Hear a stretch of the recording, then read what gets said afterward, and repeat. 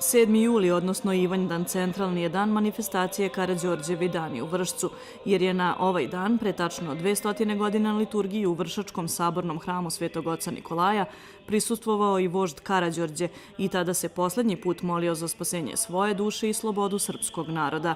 Tumačeći njegov lik, liturgiji je ove godine prisustvovao i glumac Ivan Vučković, podsjećajući da je Karađorđe te davne 1817. godine boravio u Vršcu u zgradi Dva pištolja. Postoje podaci da austrijski izvori, naravno policija koja je to sve uredno beležila, austrijska, da je Crni bio u toj zgradi 7 dana. Da nije noći u zgradi, već je spavao u koči sa Naumom Krnarom. Retko je izlazio i kada bi izašao samo dolazio ovde na liturgiju, jer naprosto blizina crkve bila uslovnost koja je njemu odgovarala. Nepune 3 nedelje nakon toga vožd je ubijen, kao što svi znamo, a kada je prešao Dunav sve vreme se krijao i nije imao prilike da bude na liturgiji, tako da je u našem sabornom hramu Vršačkom Svetog oca Nikolaja Mirlikijskog vožd Karađorđe poslednji put u životu bio na svetoj liturgiji.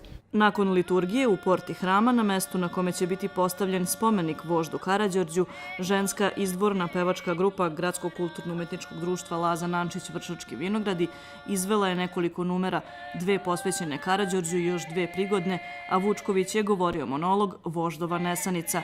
On je rekao da i 2 veka nakon nesrećne smrti Karađorđa, odnosno ubistva koje je donelo 100-godišnji dinastički rat, a zatim i vreme puno dilema, Srbija nije izvukla pouke. Crni Đorđe je bio u vremenu u kom je živeo bastion slobode.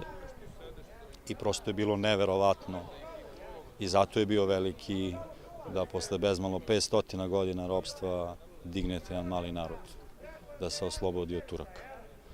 To, kako je Napoleon pričao, sva slava pripada njemu, a ne meni koji imam 1.000.000 vojnika. Ali Crni nije radio samo to. I to je velika zabluda. Bavio se i diplomatijom i organizacijom države, bavio se, Dositej Obradović je zbog njega došao u Srbiju, Ivan Jugović je napravio prvu veliku školu pod Karađorđem, praviteljstvujući Sovjet je prva srpska vlada, hajduci više nisu bili hajduci, nego regularna vojska i sve to za 10 godina.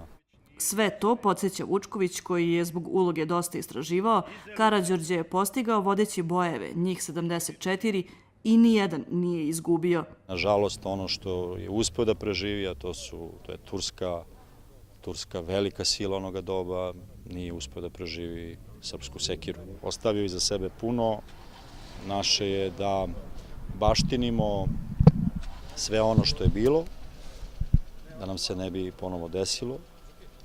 I naše, u krajnjoj liniji, kao jedan mali narod koji opet živi na nekako malom prostoru, a toliko stvari nam se dešava da ipak znamo šta se dešavalo i da znamo da je možda našim precima bilo i mnogo, mnogo gore nego nama. Karađorđeve dane u Vršcu osmislio je organizacioni odbor za podizanje spomenika voždu Karađorđu i obeležavanje jubileja u okviru male škole Branko Radunković, Volja čini čuda. Manifestacija podrazumeva projekcije dokumentarnih i igranih filmova o Karađorđu, tribine i predstave sa ovom tematikom, a sve sa ciljem da upozna građane sa manje poznatim činjenicama i značajnim istorijskim događajima. Ja moram zvanično preko vaše televizije da kažem da vam se klanjam zaista, ovoliko akcija i sve ovo posvećeno upravo njemu. Mislim da ovoga trenutka nema nigde u Srbiji.